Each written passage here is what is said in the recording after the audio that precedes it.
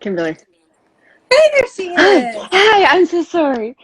Last minute, looking for all the things that were needed. How are you today, darling? I am good. How are you? I am good, thank you.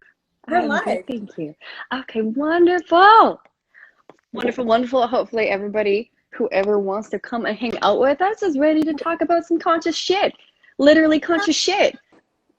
Okay, so All hi right. everybody. Hi, we've got some friends coming and joining. Hey Yeah. everyone. So today we want to talk about poop. We want to talk about our health. We want to talk about our bellies. We want to talk about some of those important conversations that maybe get a little bit neglected with all of the crazy shit happening right now. Right. Right? Yeah.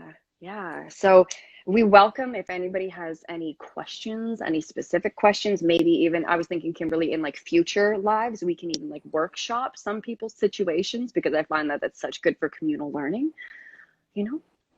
All So right. Kimberly, where do you want to start, dear? Well, I thought, first of all, hey, everybody. And this is our first time going live together on this channel. So this is exciting. A little nerve-wracking, some learning, but it's great. And Ivy and I are a team, and we are called Inspired Sovereignty. And we wanted to talk about gut health today and hear any questions that you might have. I am not an expert. I have read lots of books, but I have the expert right here. So, Ivy, I thought maybe you could tell us first how you are an expert. How What I makes am you an an expert. expert? Okay, What's your guys. background? So my background is I grew up in the system of being an unhealthy person. So, growing up chronically constipated and then all the forms of disease and illness that comes from chronic constipation when you literally are just impacted with your own waste products that are never fully leaving your body. So, I grew up really unwell, which sent me on a path of healing, of finding all the different doctors, the specialists, the dermatologists, everything, the medications, the pharmaceuticals, nothing ever worked. So you start going down the holistic path, and I was just one of those people that dealt with so many problems in my whole entire life, and then that finally sent me to school for different holistic things. So my background and really all of my training and learning started to first and foremost ease my own suffering, to heal my own body, because that's what takes us, a lot of us, down the path, is we get so tired of suffering, where we go to the professionals. And I mean, Western medicine is amazing. If, let's say, you've been in a car accident and you need to be put back together, Western medicine, amazing. But if you are just like, living the standard American life, the standard American diet, taking a pill for every ill, we become extremely toxic and unwell and imbalanced. And so in my pursuit of healing myself, I realized that mainstream medicine, Western medicine, could not actually do much for me. That Western medicine and this Western world was what actually was causing most all of my physical problems that really hampered like all aspects of my life.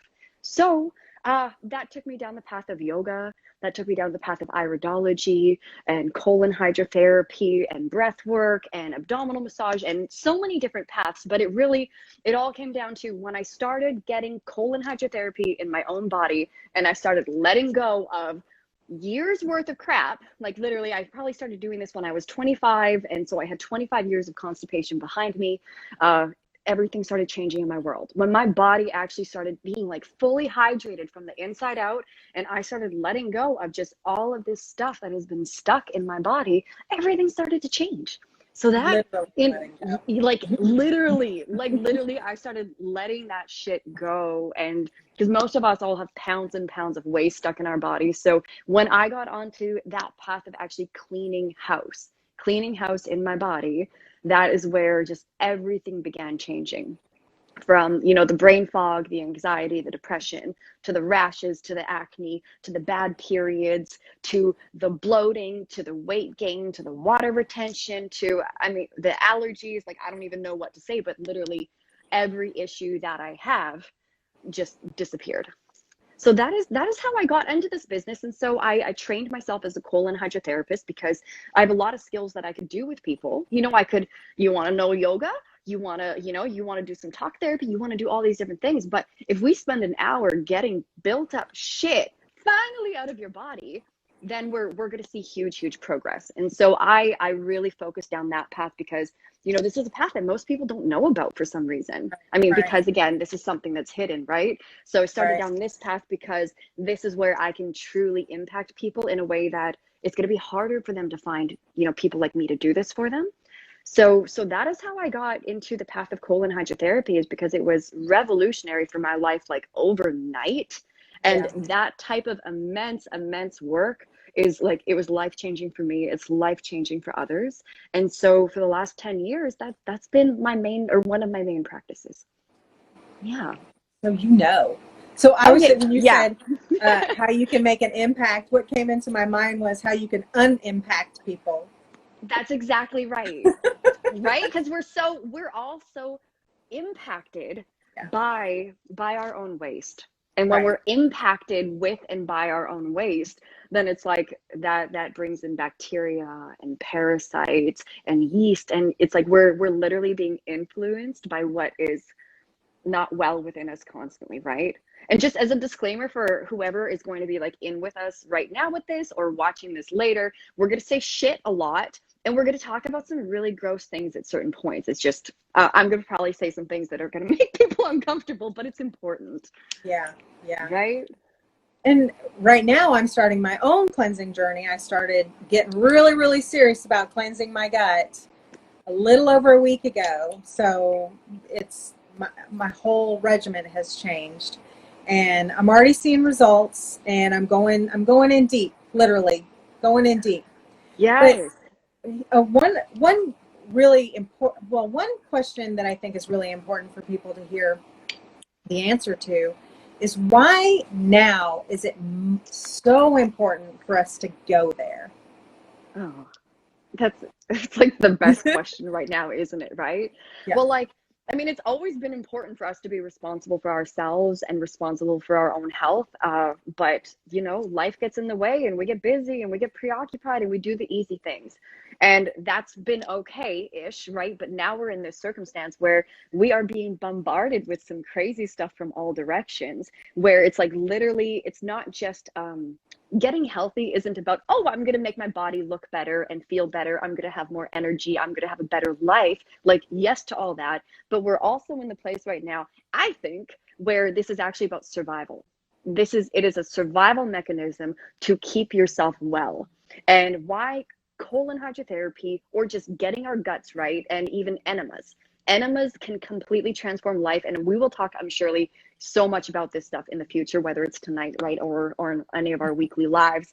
But like us actually, how do I say this best, Kimberly? Like when we're impacted with waste in the colon, that is where 90% of all diseases come from. This impacts our full nervous system. This impacts the functioning of every cell, tissue, and organ in the body. Like our sewer of our body dictates what everything is happening, from autoimmune responses to our inflammatory responses to allergic responses to our brain chemistry to our hormones. Like literally everything is dependent upon the gut. And so for if most of us are pretty toxic inside and our guts aren't good, considering this environment that we are in right now, with everything happening, with the jabby jab, with the shedding, with all of this, it's like, if we truly want to be like our most defended selves, our most like our most brilliant selves who are here to be like the survivors through all of this, how do we do that without a good gut? Because when our gut isn't good, the mind is going to be cloudy, the mind's going to be foggy, right? Mind is going to be imbalanced, our immune system is going to be weaker. We have more of an inflammatory response, because all like systemic inflammation in our body is going to come from the gut. And so if we're already inflamed and then we're being shed on, or whatever else, right, is happening, and we want to be so careful about the terminology that we're using here because of censorship. But, you know, if we're already inflamed people, our body is going to have such a more heightened inflammatory response to all these things that are coming at us, you Right. know? Yeah. Right. Did that answer it well? Yeah. Yeah. And then, I mean, you mentioned this already, but our gut is directly linked to our how we're affected by our thoughts and stuff like that, like you were saying, clouded minds. So you really want to be able to discern, and this is sort of the path I'm taking. It's like, I want to be able to discern as best as I can discern, and I cannot do that with a impacted, Yeah. parasitic, gut. Exactly. And that is so well said, Kimberly. And you are so radiant. I haven't seen you for a week. You are so radiant. I love seeing you. So are you. Thank you. Yeah. So in even, my gut healing journey started so long ago. So I'm far removed from remembering what that fogginess feels like, remembering what that internal like fatigue and heaviness and slowness and the way that it impacts our mind. So even for you, because like this healing and cleansing journey is newer, and you are so gorgeous within it. But like, what is that shifting for you even?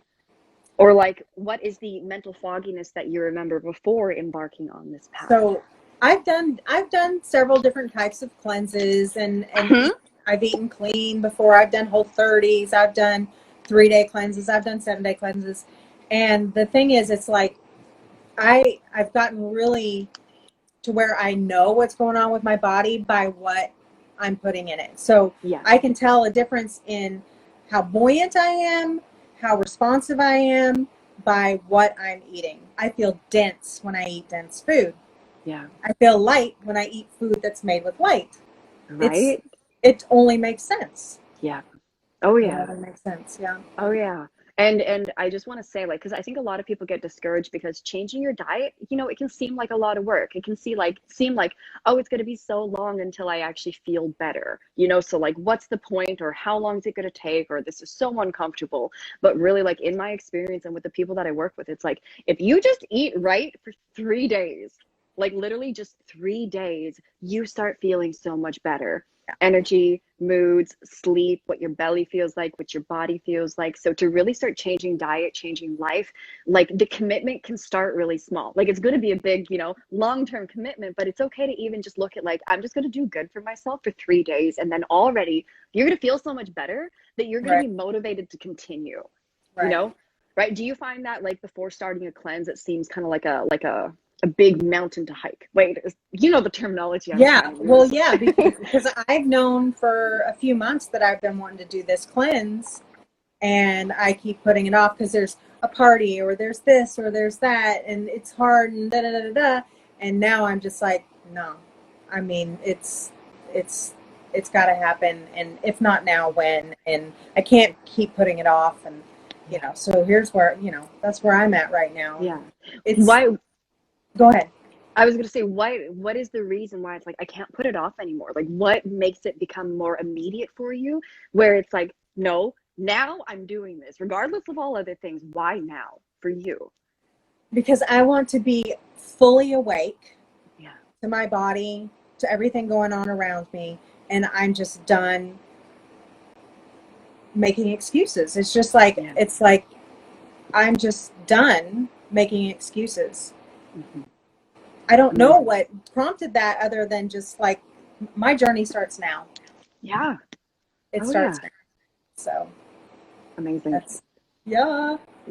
And so for people here, like, wherever we can start cleaning up our lives a little bit more, like it really matters and it really makes a difference. And again, like, especially considering the global environment, where it's like we literally are in positions right now where it's like, my top priority is protecting my DNA, right? Hey Sarah, hey everybody, like where it's really time right now that it's like, we want to get through this. We want to be the humans that get to like truly get through this and anchor in the next world, right?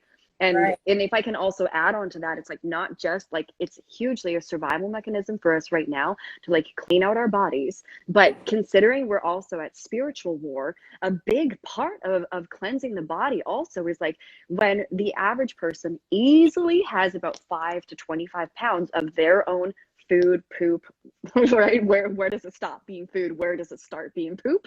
But if we have that much waste inside of us, with bacteria, with parasites, like with yeast, because if you've got that waste in you, you're going to have opportunistic organisms come into your body to try to break it down, because that's nature.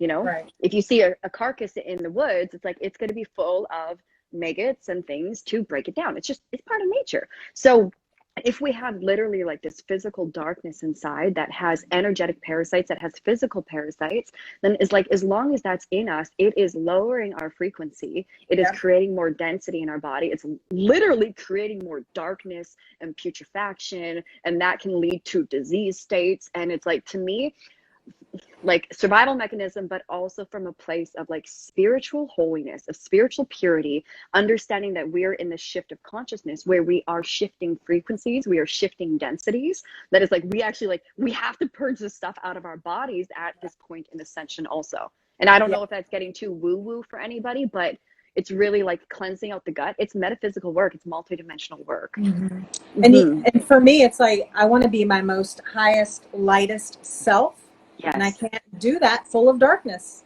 because it No. literally is darkness. Right? Yeah. Yeah. I mean, exactly. yeah, it's dark in color. Yes. Yes. And I know often people are like, wait, I don't have that much in me. Like, I don't have that stuff in me, you know, because we don't want to think about that. But really, like, guys, if we got a pooch, if we got beer belly, if we've got like swollen abdomen, it's like, yes, some of it's fat, some of it's often swelling and inflammation, but like a huge part of it is like built up fecal matter within our bodies. And it's just like, it's a problem no matter how you slice it. It's not, it's only doing us a disservice being inside of us, you know. And as much as we don't want to believe that it's in us, guys, I have fleshed out the butts of hundreds and hundreds and hundreds of people over a decade, and everyone is full of shit. Yeah, I don't want to be full of shit. I want to be full of life. And you poop better when you're not eating that dense food. You just everything changes, right? Yeah. Oh yeah. And you know, like from how you go feeling like after a colonic or after an enema, or versus if we've eaten standard American with like a bunch of bread for a few days or not even enough water. And like for me at least, there's a drastic shift in what it feels like to be a human.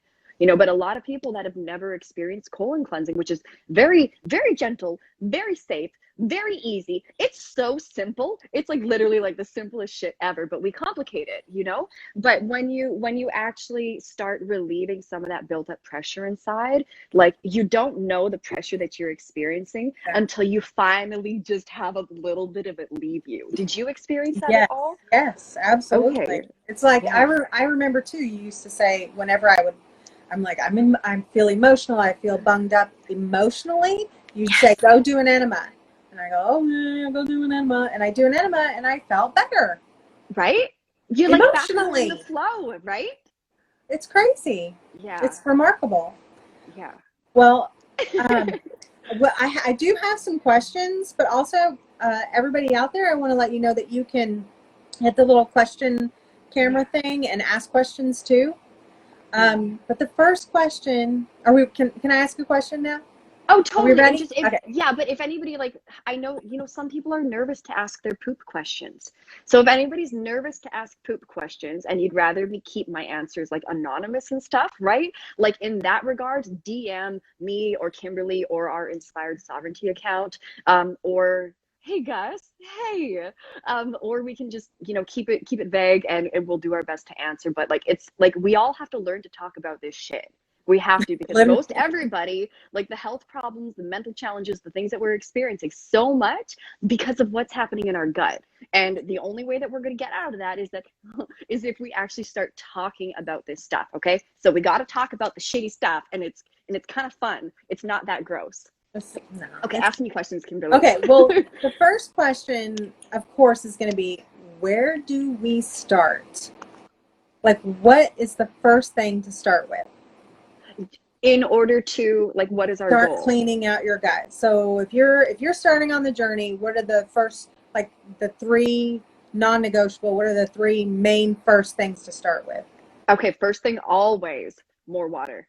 Before I work with anybody, it's like there's no point in us really doing anything if we aren't going to be drinking ample water every day. Ample water being at least 3 liters or 3 quarts of water, which is 3/4 of a gallon. At least that, but even that isn't enough, you know? So truly, like, in order for the body to even start detoxing, as in start like cellular detoxification and the colon letting go of all the stuff that is built up in all of us, it's like we need to be hydrated. Number 1, to actually start like softening the residual poop that gets stuck in our body. We need to be hydrated in order for that to happen. In order for the gut and the organs to work properly, we need these tissues and organs actually hydrated. But another part of healing is like most of all of our problems, again, is because we're inflamed and we're toxic. And so in order to be able to safely detoxify our bodies, number one, always we have to be hydrated, because it's not just a matter of like saturating your old poop that's stuck in you to get it out. It's also a part of like, we are getting the body to go through a detoxification process. And so we want our blood to be really good and fluid so that we can transport toxins out of our blood, you know, because when we're dehydrated, the blood gets thicker. It's harder to pump. It's harder to carry oxygen to your organs. Like, just shit is harder when you're dehydrated. So we need our blood to be nice and fluid, but we also need to be peeing all the time because we want to be detoxing out of our buttholes. But let me also say, we've got 4 organs of elimination. We've got our colons, so like your pooper, your butt, okay? We've got our kidneys and bladder. We've got our skin, and we've got our lungs. So we really want to support all organs of detoxification, of course, and being hydrated is so important. So when we're detoxifying, you want to be drinking so much water that you are peeing all the time. You know, and even if it's inconvenient, it's like urinating is so important because it's like we're cleansing our blood, we're cleansing our body, and we want to be excreting and like moving things through us as much as possible, okay? So number one thing is drink our water. If we're not going to be drinking ample water every day, so close to a gallon, if not closer to a gallon and a half, or 2 gallons of high quality water, never the stuff out of the tap, only purified water, but drinking water, always the starting point no matter what. If we're not going to start drinking water, we don't even want to attempt to begin cleansing. Yeah? Okay, so everybody, point number 1 is always drinking water. Always, always, always. If you got anything to heal, if you're tired of your headaches, if you want to sleep better, if you want to feel more energy, whatever you want in life, more water. And does everybody remember Dr. Dyer? Do you remember Dr. Wayne Dyer? Yeah, I always remember like 15 years ago what he said. He was like, if you want to know God, you want to know God more closely, drink more water. Wow. You know, right? Yeah. So number 1 thing, drink water. Number 2 thing, I would immediately say fruits and veggies. Raw fruits and veggies, to be increasing our intake of these things. And like, it's okay, whatever your diet is, you know, and if you're like keto or paleo, you know, you can scratch the fruit, go more raw veg, but we want these raw fruits and veggies because number 1, they're full of living water. Number 2, they're full of fiber. Number 3, they're full of sunlight. And these are the things that are going to heal the body with the enzymes, with the nutrients, with the vitamins, with the minerals. They're going to heal the body. They're going to replenish the body and tissues, but they're also brilliant at rehabilitating the digestive tract as well as cleansing it. So our fruits and veggies, super, super, super important. So whether that's having a smoothie every day, or having a big salad with your dinner, or what else, Kimberly? You like having a greens juice in the morning, or, you know, having a fruit plate or having a veggie plate. Like when I eat dinner, I'm going to eat just a whole head of romaine. I just, you know, rip it off, rinse it off. And it's like, I'm going to eat a whole head of lettuce with my dinner because I want that roughage. I want all that water and that fiber. Yeah, You know? better. Yeah, and I'm sure that you're finding that too, right? When we were retreated a couple of weeks ago and we're eating just raw fruit and veg, you and I were feeling so light and so full of light, right? Yeah, for sure. Yeah. So water, number 1, everybody. More fruits and veggies, number 2. And then, I mean, number 3, I'm going to have to say is like enemas or colon hydrotherapy. And now in this global world, you know, I'm not practicing as a colon hydrotherapist right now. I don't know if a ton of people are or are not. And maybe I will be in the future, you know, we'll see. But what you can do with a professional colon hydrotherapist, where you're paying like probably $85 to $150 a session, depending on the type of session and where you're located and stuff. You can do all of this at home for free for yourself. The same absolutely incredible life-changing work that I do with people.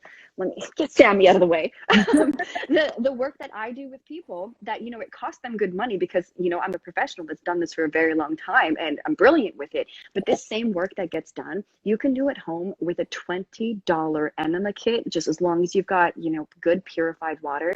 The most healing work we can do right at home for free.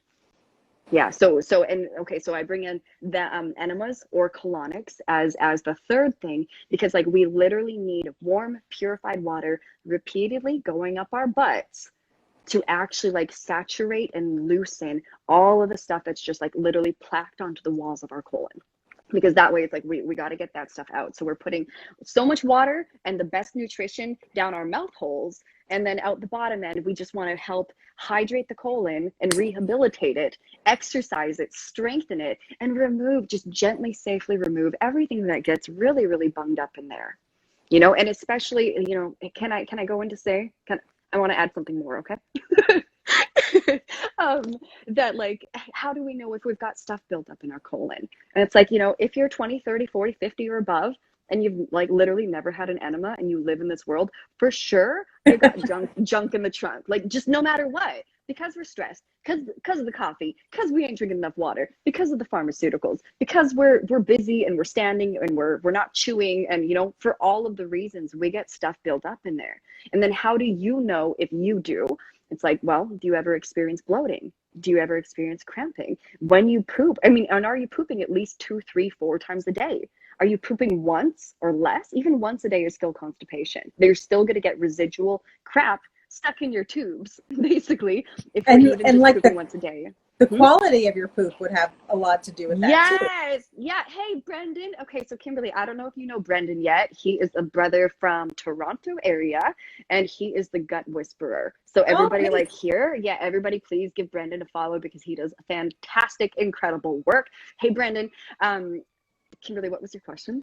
I totally distracted. How do we know? I was saying the quality of your poop. Yes. Like how hard it is to poop or how easy it is to poop. And totally. Okay, so guys, so you got junk built up in the trunk. And also for everybody, let's talk poop. For everybody that's coming in, this is like a Q&A session. I'm a professional colon hydrotherapist. Kimberly and I, we are business partners. We have a podcast and YouTube channel. So if anybody has questions about their poop, we're here to answer it, and digestive health and everything. And also, like, some people are kind of squeamish about talking poop, and this is kind of public. So you guys can also DM us with any type of questions. I workshop questions so well. So, we're going to be doing this every Wednesday night. We can answer questions in the future if anybody has them. So how also do you know if you have residual fecal matter stuck in your body? Is like, you got to be pooping so many times a day. Honestly, it's like we want to be pooping at least 2, 3, 4 times in a given day, especially like if you eat more than one meal the previous day, we should be pooping at least once the next day. But quality of poop really matters. So if you're having those hard little rabbit turd poops, we're constipated. If we're having like, so sorry that this is so descriptive, everybody, but like, this is my world, and we got to just get comfortable and we got to laugh about it. But if you're having those poops that are like really hard to come out and they're hard, or it's like you have to help them out. Like, ladies, I know a lot of us have this issue, or if we're pooping, like I grew up pooping once a week, guys, that's crazy. But even if your poop, when you wipe, when you clean yourself after, if it's like messy, hey everybody, if it's messy, if it's like a hard wiper, if you have to wipe a whole bunch of times, like if it's leaving residual when you're cleaning yourself after having a bowel movement, you for sure are having residual matter stuck in you as well, right? Or really thin, like really thin poop that like the snake poops, like cat poop is what I call it. Okay. So that means like, I would think that your colon would be really impacted if your poop is like tiny coming out. Yeah, typically we don't want to be having skinny poop either. Skinny poops are not the healthy poops. We want to be having like nice big brown logs, kind of S-shaped. Ideally, they'll break up when you flush. It's like not too hard, not too soft, just the perfect quality of poop. That's what ideally we should be having. But when we're in the process of detoxification, which, I don't know who is here or who isn't, but during detox, we have a lot of wild poops, and detox poops are supposed to be wild. They're wild in their smell. They're wild in their variety of colors, textures, densities. Detox poop is a whole other thing. But, it's like we really want to be having good poops moving through our body all the time. Hang on, I had another thought with that. Good poop. Oh, diarrhea. A lot of people are like, oh, I have diarrhea often. I know it cleans me out. I don't have anything built up because I have diarrhea. I'm clean. But it's like, no. When we have diarrhea, we're already in such a state of constipation. Even if you're like diarrheaing all the time, the body is still constipated. The body has built up waste products in it that are inflammatory, or like that are creating inflammation in the gut lining. So you're generally having diarrhea because your body is like, your colon is like, I'm so inflamed. I just want to get it out. I want to get it out. I want to get it out. And if we have diarrhea, it means that the food or food, poop, whatever stage it's at, it's moving too quickly through your body. You know, it should be in your body long enough that your colon, one of its jobs is to reabsorb some of those gastric juices out of your bowel movements so that it turns into like a nice poop. You know, again, a nice poop that's not too hard, not too soft. It's just right. So if it's coming out as diarrhea, number one, you're losing fluids. Number two, you're still impacted. And number three, it's like we've got such an inflammatory situation that is why it's coming out as diarrhea.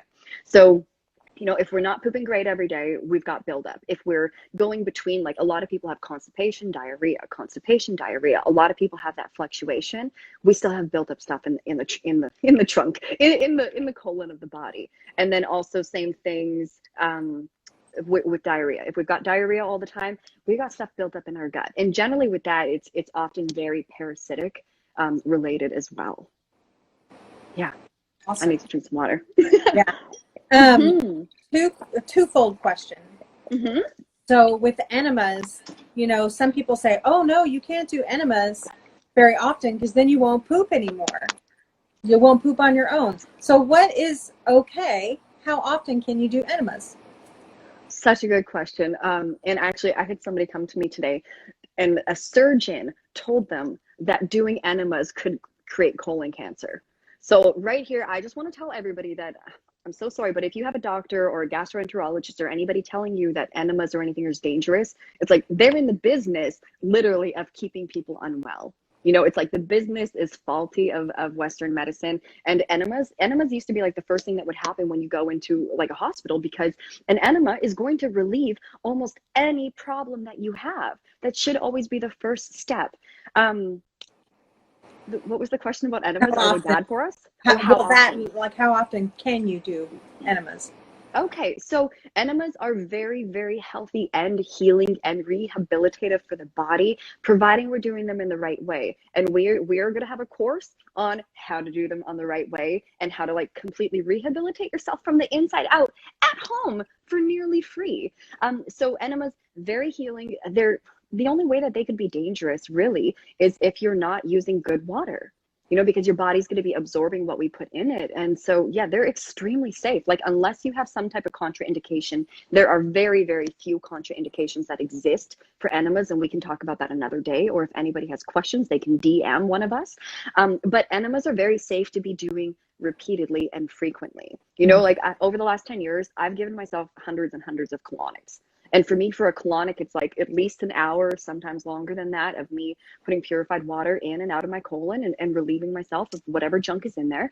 But enemas, like, depending on what's going on, you know, it's really situational for each person, how much buildup have they already been doing enemas before? What is diet like? What are the health problems that we're dealing with? You know, it is so individual for each person that we want to take it on a case-by-case basis.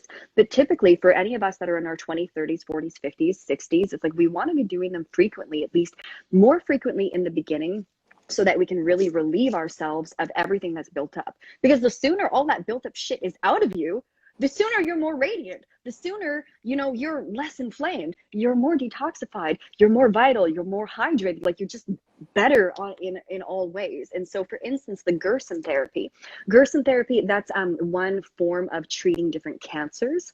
And Gerson therapy, they actually do enemas every single day. I think maybe even twice a day, you know, for huge lengths of time. Because when we have dis-ease or illness in the body in disease states, we always have to detoxify our bodies, because our disease states are part of this world. Our disease states are a symptom of this toxic world that we live in. So how do we undo these disease states? Is by hydrating ourselves and detoxifying ourselves. So enemas can be done very, very frequently, and it is so safe. And I also want to say here, because then the next question is, right? I mean, question that I get from people is, well, I'm going to forget how to poop then. It's going to make my pooper not work anymore. That's right? A myth, yes, right? everybody. People really think. It's a complete myth. We forget how to poop by taking laxatives. Yeah. Stool softeners and laxatives, they're going to erode the whole functionality of your digestive tract. And so that is what will help our bodies completely forget how to poop. You know, they actually atrophy our digestive system. And we see this happen all the time. Whereas an enema or a colonic, and let me just say, like, an enema and a colonic, they're really the same thing. It's just warm, purified water put into your colon. And so the colon is just the last 4 to 6 feet of your digestive tract. It's not going all the way up. It's just the last 4 to 6 feet, depending on what our body is like. And it's just the infusion, gentle, slow, soft infusion of warm, purified water into the colon, just to saturate whatever shit is like stuck and caked on in there. Think of like dirty dishes. You know, it's like we just soak it a bit and then we let it out. And then we add a bit more water and we let it out. It's very gentle. It's very graceful. Yeah. And that act. I agree. Yeah. I mean, right? I enjoy doing it. I feel so much better afterwards. I'm Right? so glad that I learned how to do it. Yes. And it's like, is it a pain in the ass? No. Right? Have you forgotten how to poop? Oh no. No. I'm a super pooper. Exactly. So doing enemas or colon hydrotherapy sessions, it's like, number one, we're going to be hydrating. Yeah, I'm going to teach you. Yeah, we're going to teach you guys how to do all of this at home, okay? At home, nearly for free. And it, like, again, everything going on in your health, almost everything, at least 90% of everything comes down to what's happening in your pooper. So we got to get our poopers right. But with enemas, it's like we're hydrating whatever plaqued on residual is stuck in there that needs to come out. So the enemas are going to detoxify your body. Also, most all of us have huge amounts of intestinal parasites and worms in us. We'll talk about that maybe more in another session unless we talk about it more today. And I really want to put some photos up finally on my Instagram, but it's like when we're doing enemas, we're actually drowning out some big worms often. And if we're not ready for that conversation yet, we can talk about that another time. But then also with the enemas, it's like we're hydrating our tissues. It's like we're actually like rehabilitating an organ that is generally dehydrated and very dysfunctional in most humans. And then also number 5, when we're doing enemas, we're actually like it's kind of like we're strength training the colon. It's like we're taking the colon to rehabilitative therapy because we're actually having the colon, which is a muscular organ, we're helping it to actually like contract and strengthen. So we're toning the colon. We're not helping your body forget how to poop. We're helping your body remember how to poop. You know, it's like after you're in an accident, you'll have to go to rehab, or is that what we call it? That's physical therapy, right? Yeah. Physical therapy. Yeah. So it's like, you know, so that you can actually like regain motor neurons and strength of certain, tissues and muscles. Well, this is what we're doing inside of the gut. We're doing this in the colon so that you're going to be a pooping champ. So doing enemas on so many different fronts, it's going to detoxify your body. It's going to rehydrate you. It's going to actually strengthen your colon so that you are an epic pooper. It's like literally we're exercising ourselves inside. Yeah. I know you mentioned parasites and worms. Uh-huh. Got Divine Mother right there saying that. And we actually had a question submitted that said, where do parasites come from? How do they get inside of us? And is it normal to have them? Okay, good. Okay. So, okay, awesome. So I wish I had pictures of the worms that I could somehow show here. But okay, I'm going to commit to tonight. I'm going to put up a post of like 10 slides of worms, and you're going to see them like they're in my colon hydrotherapy machine, because in the right moment I can like try to stop it and get a really good photo. Let me just see. And you see Monster's question there. I see a lot of stuff about people using Paragard to deworm themselves. Okay. Yeah, we are excited about poop. Yeah. Yeah, I know you mean it sincerely. I know. Just, it's like we have to come at this with excitement, because if we were really like bland about it, nobody's going to listen, and this is important shit for everybody. And also, we have the best jokes. Okay, so with parasites, is it normal to have them? No, a healthy, alkaline, vital, well-balanced body should not have parasites. Is it normal? No. Is it common? Heck yes. Does pretty much everybody have parasites? Heck yes. I bet you I've never met a single person as a colon hydrotherapist that doesn't have parasites. And we're talking, so many parasites are microscopic, and a lot of them are very, very big. What I commonly see with just my eye, which I'll post pictures tonight, is, and we always start colon hydrotherapy, or if you're doing enemas at home, we want to always do at least 2 days back to back, because that first day our colon's going to hold on to some moisture or some water, and we're actually going to be drowning out parasites like in the hours after the enema or a colonic. So you always want to follow up with another enema or a colonic the next day, because you're generally going to have dead worms, waiting inside of you to be released. And these are toxic things that are in our bodies. So most all of us do have parasites. There's so many ways that we get parasites. And there's like, I didn't finish my thought there. I generally see parasites that are anywhere from about an inch long. And obviously, you know, ones that are smaller than that, when people are pooping through a tube, it's hard to see. So I clearly see ones that are anywhere between probably about an inch to 24 inches long. And guys, I can't make this shit up. Oh my goodness, yes. Oh my goodness. Oh yes. Oh my goodness, yes. Like people are full of worms and most people don't know. And so I typically see about probably in the average person, maybe between like 2 to 5 different species of worms that come out of them when we're talking about just only cleansing the colon. And so right now in this conversation, we're just talking about intestinal parasites. But normally if we have intestinal parasites, we can also have different forms of parasites anywhere in the body. Like they don't stay in specific organs, like they can migrate through the body, and it is disgusting. And I don't want to talk about all of that right now. But we get parasites so easily. And once we have parasites inside of us, and I'll talk about how we get them in a minute, but most parasites lay between 2,400 eggs every day to 200,000 eggs every day. So you can understand that once that's heebie-jeebie.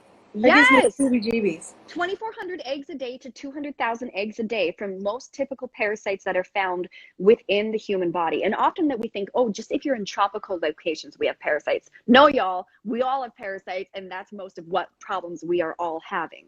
They create neurotoxins. They pollute our tissues. Their urine is basically just ammonia. They actually like eat our tissues. Like it is so messed up that we have parasites inside of us, and we shouldn't. But it's because this type of world that we live in harbors these types of situations in us. Your chips kill them. I don't even know what is meant by that. But how do we get parasites? Oh my God, we get parasites by eating meat. And you know, guys, I eat meat sometimes. It's like quality matters. So I'm not telling anybody what to do or what not to do, but I'm just telling you cause and effect how these things happen. So as you eat dinner, yeah, and people are always like, I don't want to talk about this while I eat. It's most relevant to talk about this while you eat though, you know.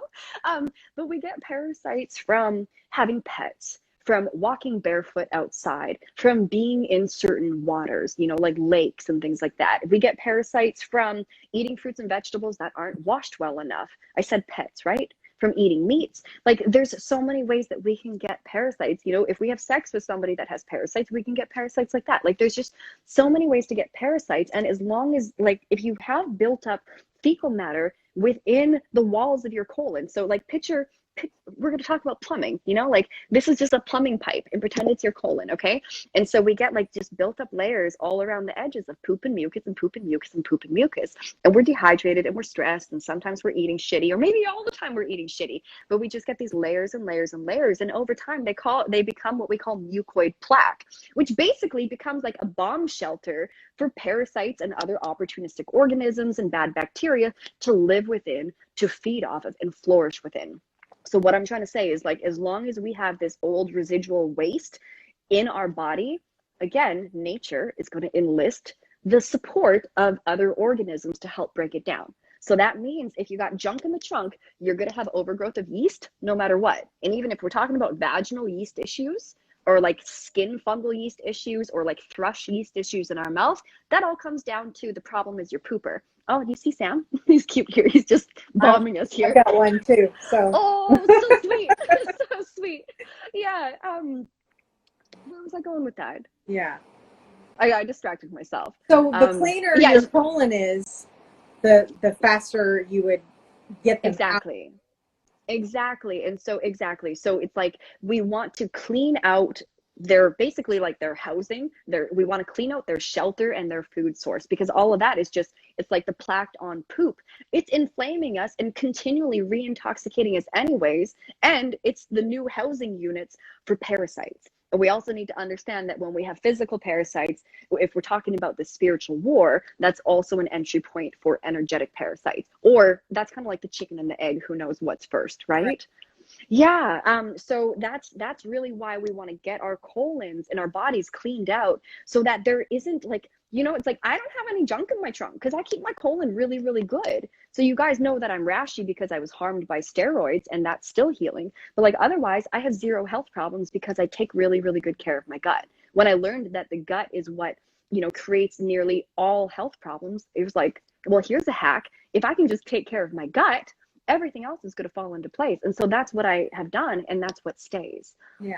And so when you take care of your gut in that way, it's like weight is stable. I mean, moods, we're at war. Who knows about moods? But it's like you don't have the allergies, you don't have the headaches generally. It's like you don't have just those problems that people have. So for so many reasons, it's like us taking care of our gut completely changes everything in your life. Yes. So and it's a question that came up, and a question that's right here too, Yeah. that go together. Enemas okay for children? Is what okay for children? Enemas. Yes. And again, this is very situational. I don't want anybody to be like, well, Ivy said. It's like, please contact me with your specific situation and let's quickly talk about that. And so for me, like I've had a lot of parents that come to me. The youngest person that I've worked on is maybe, I think, 10. And typically with children, we do not need to do a lot of work. Normally what we start with, like if a child is impacted, if a child does have constipation, enemas can do amazing work. Like if a parent is willing to lovingly, consciously, safely deliver an enema to their child. But I really caution parents with this. It's like, we want to try everything else that we can first. And normally it's really, really easy to rehabilitate a child's gut. But we don't want to just go in with enemas with children because they are sexual orifices. The sexual orifices are also portals of consciousness. And we want to be so mindful with children so that we are not fucking them up in the future, So if I can just say, like, for children that have constipation issues, number one thing is, like, what are we feeding these kids? Are we feeding them a lot of dry foods? Are they eating a lot of dry cereals and just dry things that are already going to help dehydrate their body, So it's like, we want more raw fruits and raw vegetables into the children. We want to increase the water that the children are drinking. And what always works, at least with parents that I've helped, is the child drinking more water, more fruits and veggies, but really just like water, and starting with some psyllium husks. So if anybody's watching this, like, children with constipation, more water. We need it to be good quality water. Do not feed your child tap water ever. That even is a crime against humanity. Don't do that. But water, and then psyllium husks. So to get psyllium husks, and with a small child, start with only about 1/4 teaspoon of psyllium husks with a big glass of water. That alone will typically take, like, I've worked with children that poop once every 4 or 5 days, and just increasing water and doing about 1/4 teaspoon of psyllium husks, that alone has brought children to poop every day. So it can be really easy.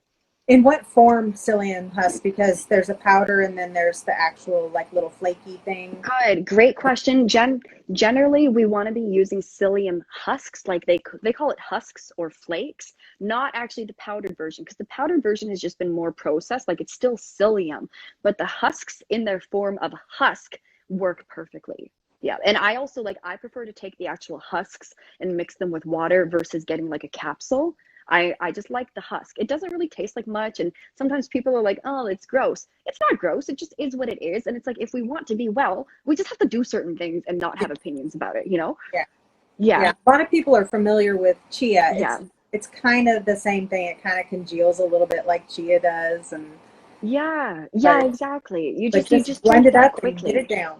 Yeah, exactly. Oh, and well, what do you mean by blend it? You put it in your blender? No, I have a little shaker bottle, milk frother, and I just okay. Okay, cool. Well, I just take like a jar of water, and I just put in a bit of water, and I put in my psyllium, and I give it a swish, and I just chug it, And also psyllium husks, it's a great appetite suppressant for adults. Psyllium husks also help to feed the good bacteria in the colon and do such good things. Okay, and darling, how old is your daughter again for pinworms? And I want you to, or I'll DM, no, if you can DM me, let's talk about your daughter and her pinworms, okay? Because we want to be like really specific and really gentle. And I can't remember how old your daughter is. So let's talk about that. And oh my goodness, your daughter is so beautiful. P.S. And hang on, I had a thought what were we just talking about, Kimberly? With the psyllium? Yeah. My brain wanted to bring up one other thing with that, but now I can't remember what it was. Okay. Okay. I'm ready to move on for another question? Yes. Supplements. What are good supplements to take? Is there a protocol for for taking them, like in the morning and night, whatever. What are the best supplements to help with gut health? Okay, cool. First, Crunchy Christian Conservative, taken daily for adults. Yeah, ideally, Kimberly, keep that thought so I don't forget it, okay? Yes, psyllium husks, and ideally liquid bentonite clay, not the powdered, the liquid.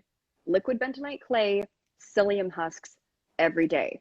I'm going to quickly tell you what the recipe is, but if you go into our podcast, Inspired Sovereignty Radio, I have an episode. Kimberly, do you have anything to pull up what episode number it is? I think it's like number 38. It's okay if you can't pull it up right now, but I've got like a 3-part series on cleansing, and one of them is specifically on how to do psyllium husks and liquid bentonite clay. And so we want to be doing this ideally every day, and especially if we're constipated, especially if we got junk in the trunk, especially if we're healing anything in our body.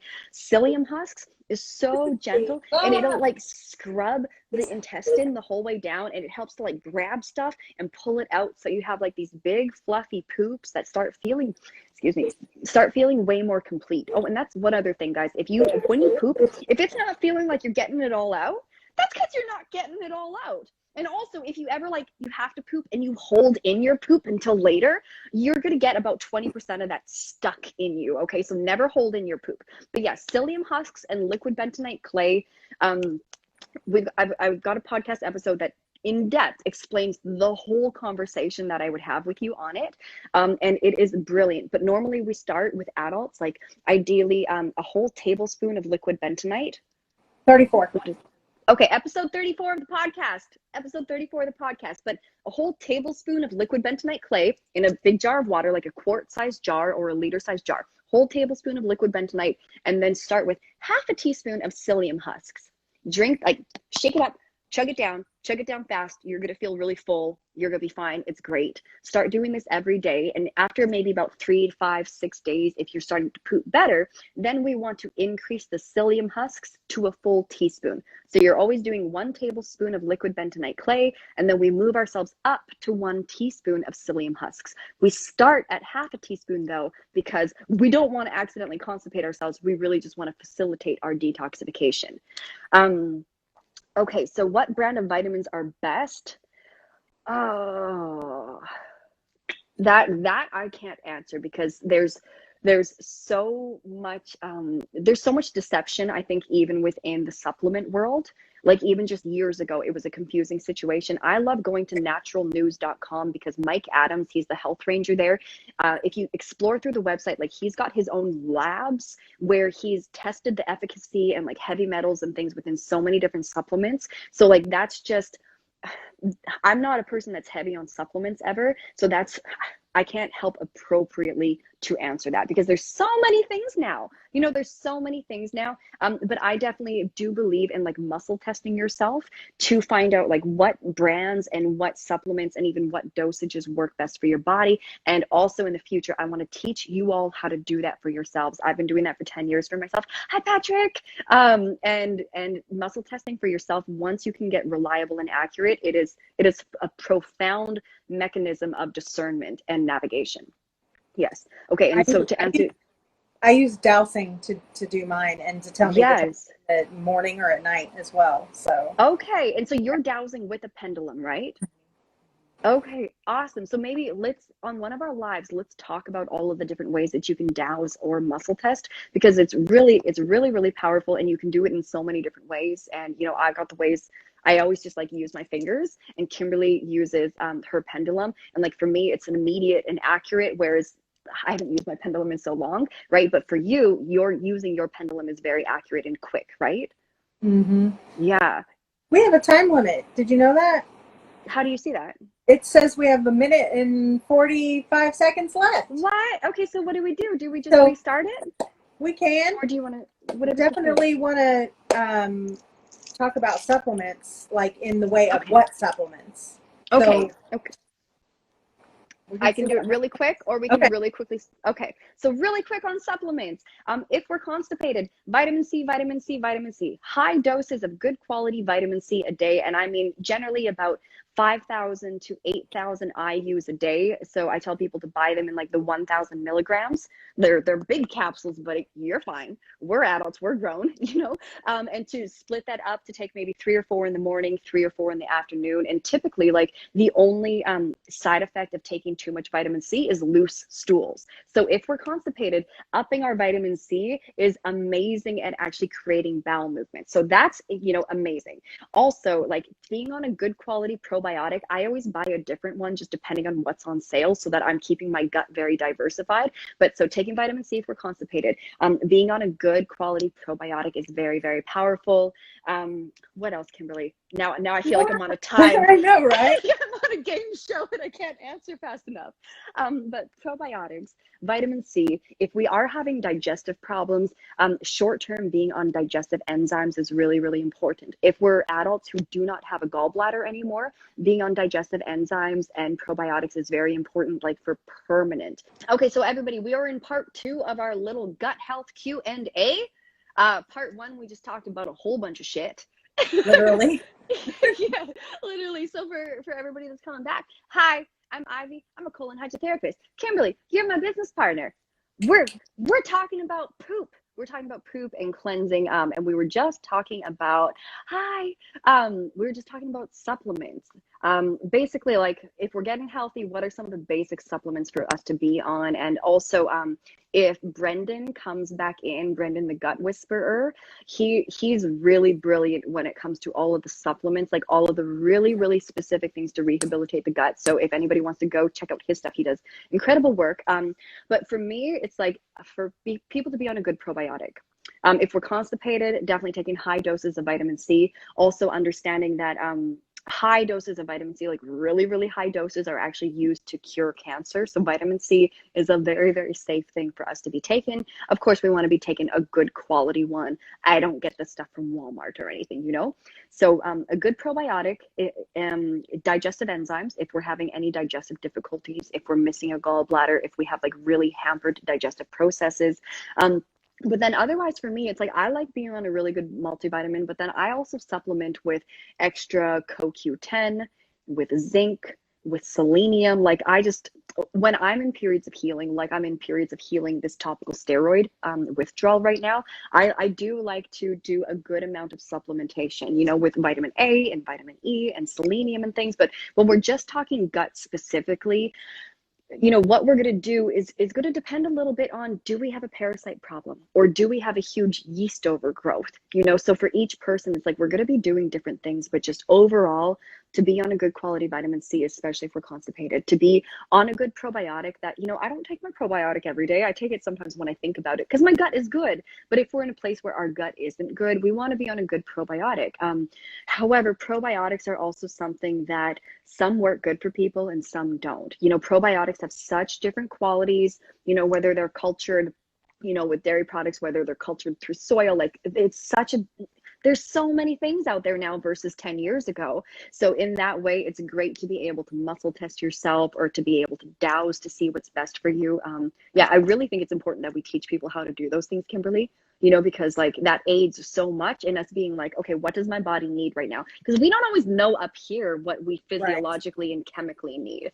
Your body knows. Yeah, exactly. So just with the gut, like it really comes down to being on a good probiotic, taking digestive enzymes, or sometimes even hydrochloric acid, like with rose hips if we need.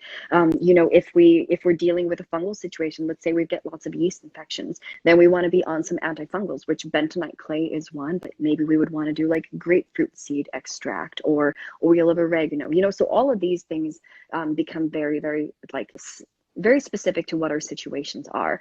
And I've got, so many empty things of all of these supplements that I use to muscle test people that maybe one day you and I can do one of these lives where we're talking about all of these different supplements that work for different things in the body.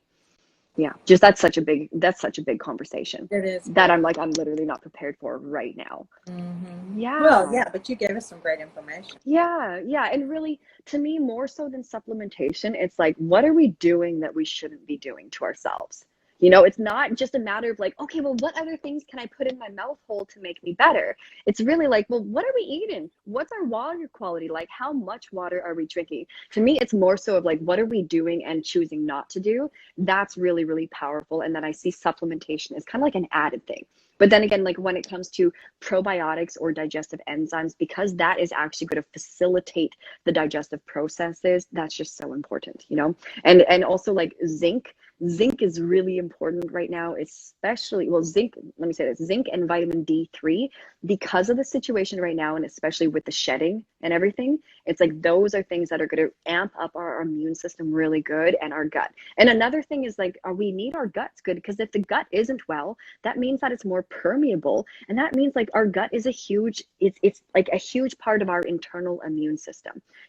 Over 80% of your lymphatic system, your immune system, is all nestled within the gut. So again, for everything that's going on right now, gut health should have been like the first topic that everybody's screaming from the rooftops, because that's like, that is our immune system. Yeah. I'll get off my soapbox. No, your soapbox is needed. What about for you, Kimberly? Like, are there any ones that are really important for you that you're taking? Is there anything that you're really digging right now, or really feeling good that you're putting in your body? I take activated charcoal sometimes, Okay. especially if I feel kind of gross, Yeah. I add that to it. Other than that, I take what you were talking about. And I'm trying to think if there's anything else. As far as gut, it's those things. Yeah. I don't take an enzyme, but I eat. All I'm eating is raw right now anyway, so I'm getting tons of enzymes.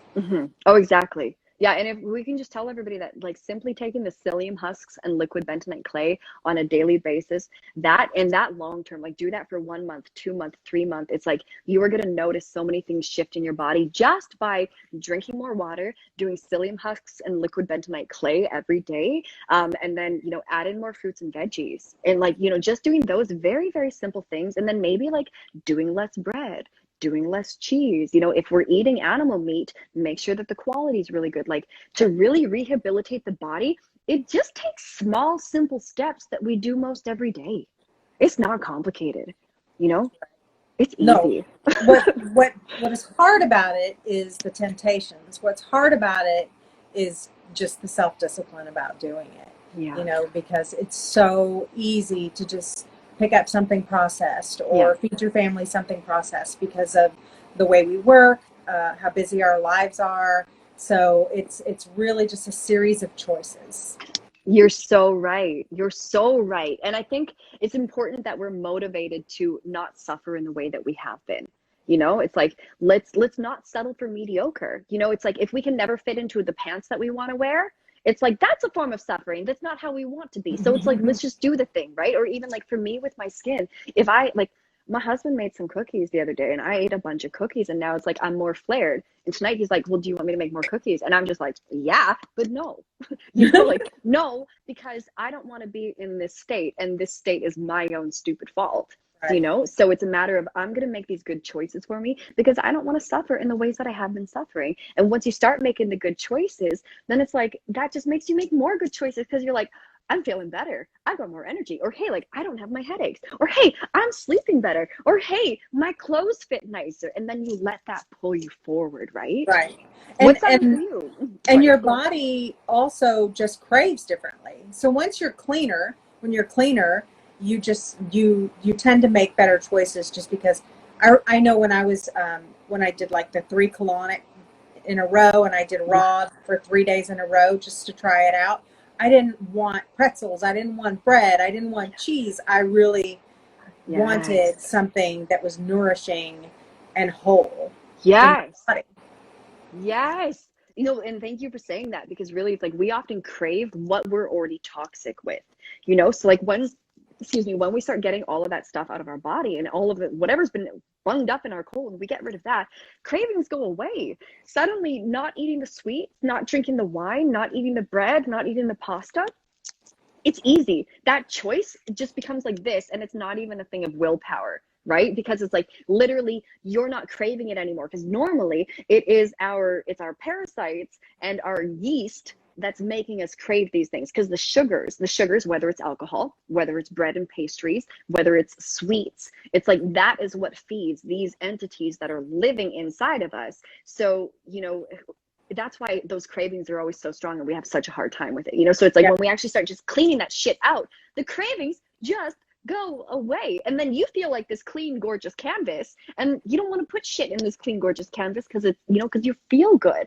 And if I can also say, like, when we're talking about we crave what we're toxic with, like, I've worked with recovering drug addicts. I've worked with people on methadone. And when you give them a colonic, right, same thing as an enema, just in a professional situation, it's like their cravings of things disappear. So especially like we should be having programs for people that are healing from substance abuse, because we have to clean the residue of that stuff out of the body to truly help these people not crave. Does that make sense, right? Mm-hmm. Yeah. Yeah. Oh, and somebody, was it Ronnie? Somebody here had mentioned Paragard for parasites when we were on the topic of parasites. And so like Paragard and Safeguard, like those animal and agricultural dewormers, I personally take them, and I'm feeling amazing things from them. But always like research everything before you do it. Like really do your homework, do your due diligence. But yes, those things do safely help remove parasites from the human body.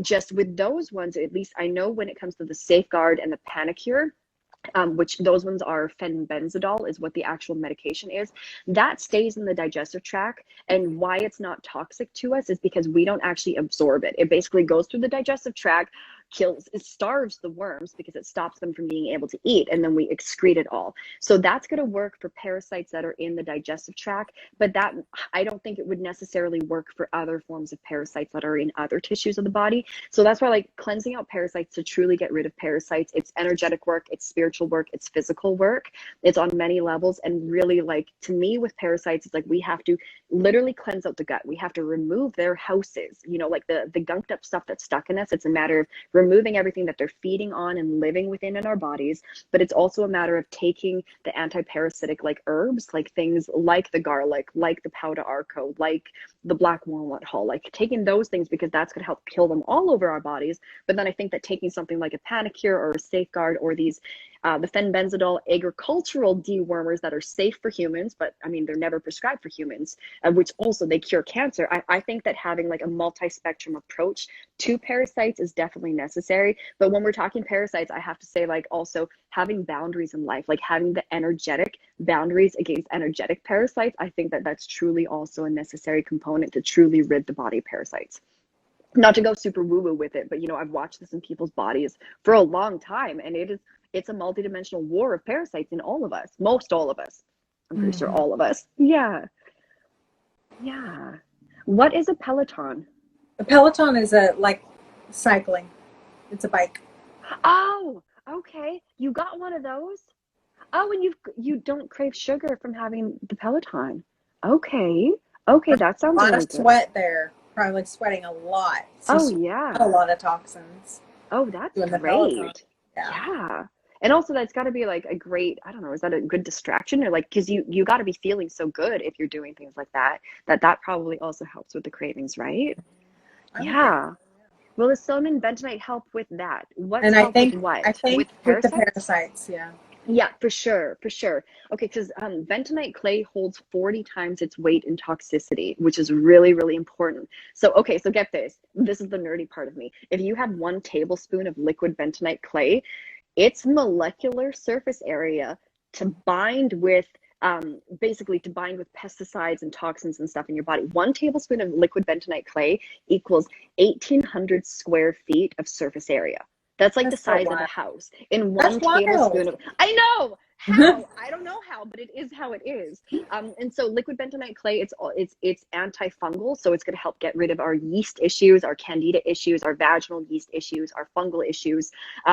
Liquid bentonite clay, it also acts as an antibiotic in the body, guys. Liquid bentonite clay is so freaking incredible. So it's going to help like absorb the toxicity of parasites that are dying in the body. Like bentonite clay just aids in so many things. Like even if you're ever sick, if you're ever nauseous, like I keep bentonite clay in the house house always for men, for women, for children, for animals. It's brilliant for everybody. But the psyllium husks, yeah, it's going to help like pull stuff out of your body. So it's going to help pull out parasites, but it's going to help pull out the junk that the parasites are living within and feeding off of. So yeah, liquid bentonite clay and psyllium husks, to do that long term, it's brilliant to rehabilitate the gut, to detoxify, to help heal your lining, to help promote more beneficial bacteria. Like that combo helps so many things. It's like, it's ridiculous. It's magic. It's magic, and it's going to cost you $20 for a supply that'll last you a couple months. Right. Okay, and yeah, okay, so Krishna, is that part of trifla, what you're saying? Because I think I've heard of what you've talked about, and that's more of an Ayurvedic medicine, I'm assuming. I don't even know how to pronounce it, so I'm not going to butcher that. But let me know if that's part of trifla or trifla. Yeah, the parasites, yeast, and cravings, psyllium husks and liquid bentonite clay will help all of that a lot. But like, if I can really say like that's very, very necessary. Okay, so quick little lesson here, like from your mouth hole to your butthole, I'm pointing at my butthole, you're a really fancy, magnificent tube. You're like a 31, 32 foot, 33 foot long tube from your mouth hole to your butthole. And how everything else in your body and mind and everything works is dependent upon how well this tube from your mouth hole to your butthole works. And great thing is we're in complete control of how well this tube works, because we are the ones putting stuff in this end, which is going to determine what comes out of that end. And so when we're putting in the psyllium husks and liquid bentonite clay, it's going to start scrubbing the first like 20 feet of this tube. It's going to scrub it and scrub it and scrub it and pull everything down to your colon, which is the last 4 to 6 feet of that tube.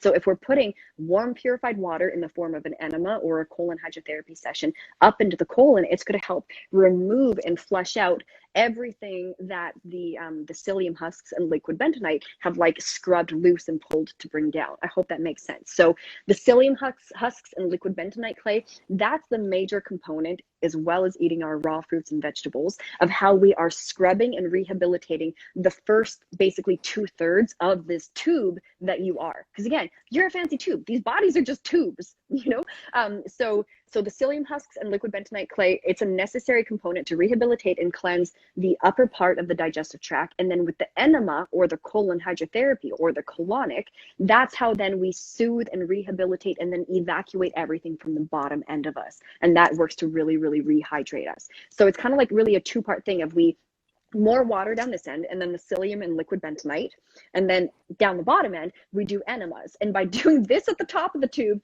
and that at the bottom of the tube, we completely rehabilitate the entire tube, which therefore is going to generally fix throat problems, fix esophagus problems, fix stomach problems, fix polyp problems, fix small intestine problems, fix gallbladder problems, fix colon problems, like literally anything along the tube. But then everything else about us is working off of how this tube is working. So when we just simply start more water, more fruits, more veggies, psyllium and bentonite every day, and then doing frequent enemas, everything else changes.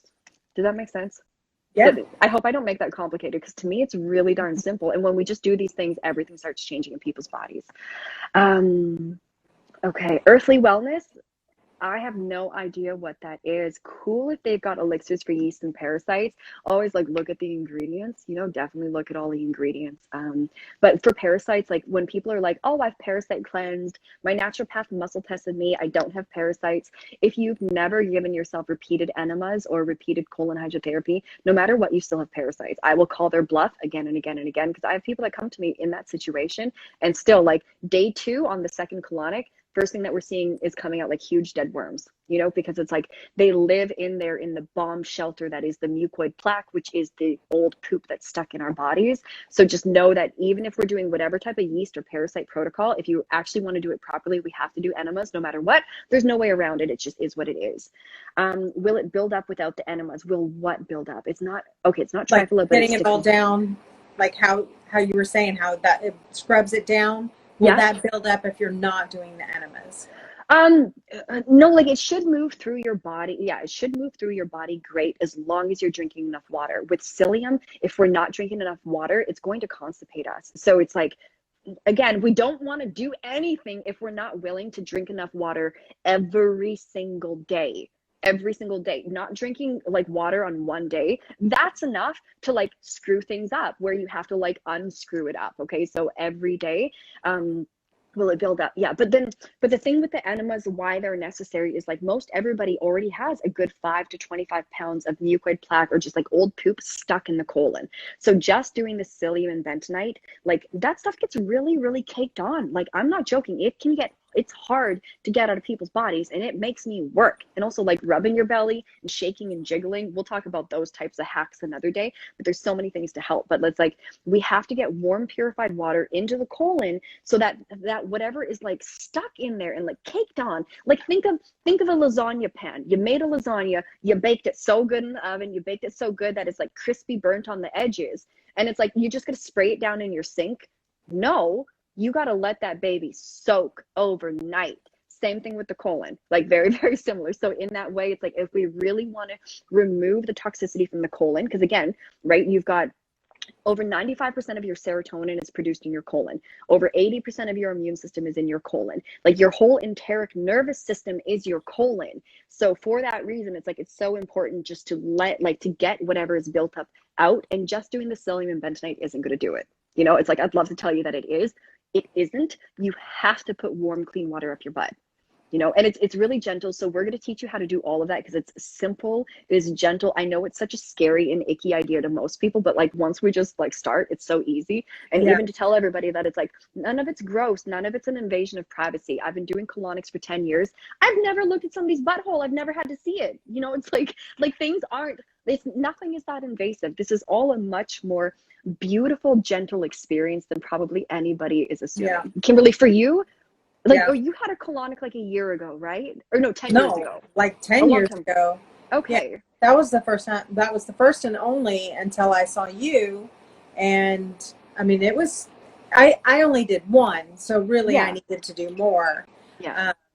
But I mean, when I started doing enemas, I was scared, just like some of you. I was scared to do it. I thought, this is going to be creepy, disgusting. How do I lay? How do I do this? Da, da, da.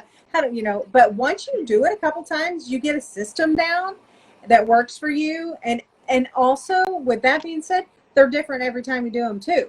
So what happens after the water goes in and when it starts to come out is different every time. Sometimes it's like immediately you're like, I need to go.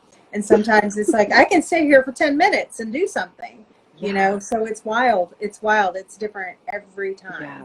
Oh yeah. And even how you feel during it, how you feel after, you know, sometimes colonics or enemas, sometimes they're like so easy, so graceful.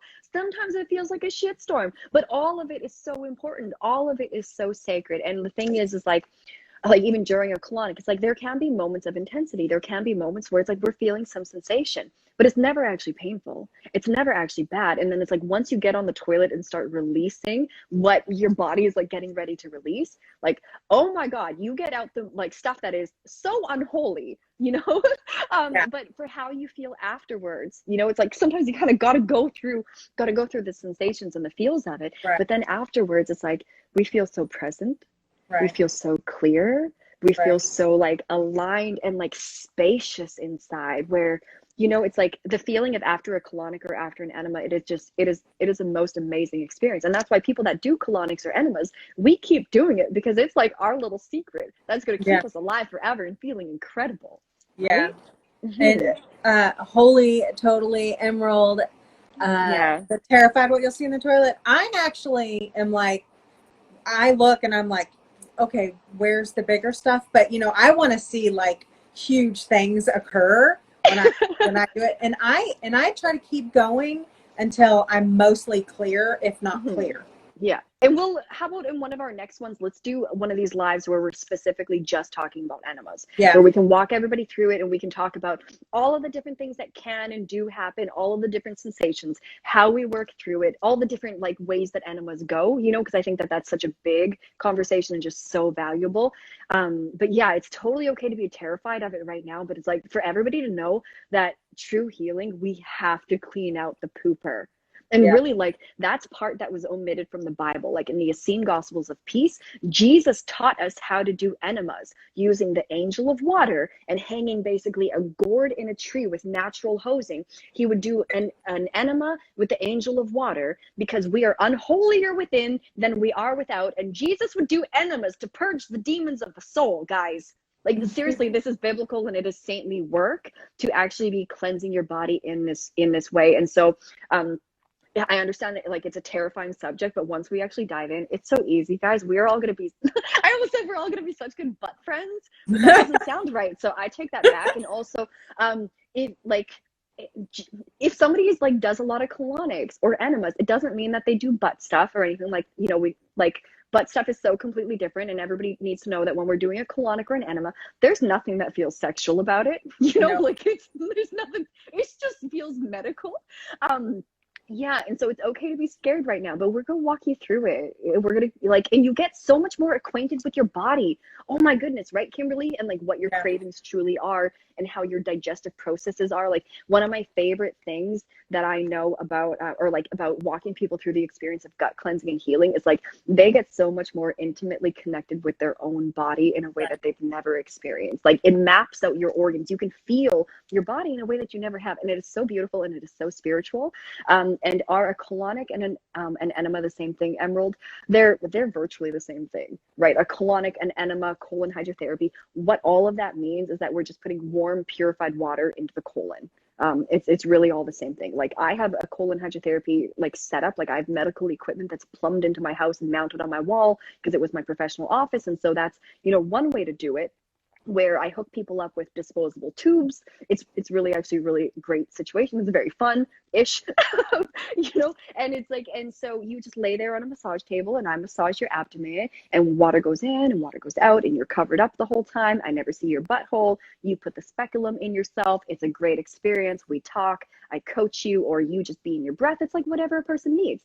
And then an enema is like, you have an enema bag or a bucket at home with tubing and you fill it up with warm purified water on your own, and you put down a towel on your bathroom floor and maybe grab a pillow and a book or your iPad or whatever, and you just put this little nozzle with some coconut oil or Vaseline on it. You just put it in your butt and you fill yourself up with a little bit of warm water and you breathe and you pause it, and when it feels like enough, you get onto the toilet and you shit your brains out. And then you get back onto the floor and you very gently, safely add a little bit more water into your body. And then when it feels urgent, you get back on the toilet and you shit your brains out again. And it's basically like, it's the exact same thing whether you're doing an enema for virtually almost free at home, or you're coming to somebody like me and paying me, $100 to $150 a session, depending on, all the circumstances. But it's virtually the same thing.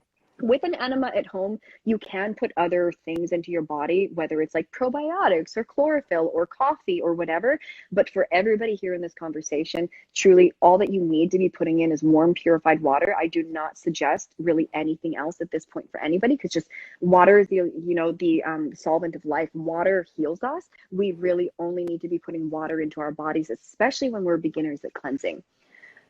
Yeah, I don't know where you live, Emerald. I can't remember, but you guys, we're gonna teach everybody how to do this, because nobody, to truly clean house in the body, we need to do repeated cleansing. And so, like, unless you've got the money that you don't care to go to a colon hydrotherapist and spend a good amount of money to seriously start with 12 sessions, but that's not financially available for everybody. So like, that's why we want to teach you. You can do this in your own home for nearly free.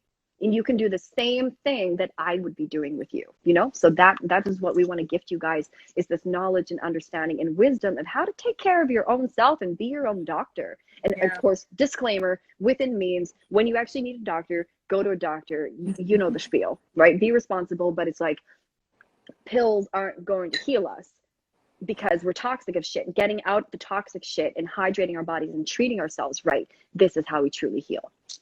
Yeah. Oh, you're in California. Damn. Wow. Well, wishing you well there. Stay safe. Yeah. So Kimberly, I know it's already 9. Is there anything else that's really pertinent for us to talk to? Thank you for asking all these questions so well. I feel like I've been rambling, but that was the point, right? That was the point. And no, I'm done with the questions. I have some other questions, but I think they're more appropriate for a different subject. Okay.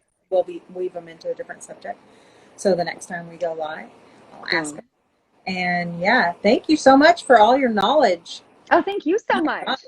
Oh, you're Oh my good. gosh. Well, thank you for suggesting that we do this. Thank you for motivating me. Thank you for holding me accountable. Let's put these up so that these can be here for resources for people and Yep. for everybody. Like, we're going to be doing these at least once a week in some form. So if everybody, like, whatever questions you have, like about your own specific poop story, about symptoms, about problems, like even like other health stuff in general, it is all related to the colon. So if we want to talk about any of that, please send us questions for these lives, or DM us, you know, if you want to keep it more private, or like whatever works. But we are here to answer your questions, and like healing happens. But as long as our trunks are full of junks, you know, healing can happen well. So Right.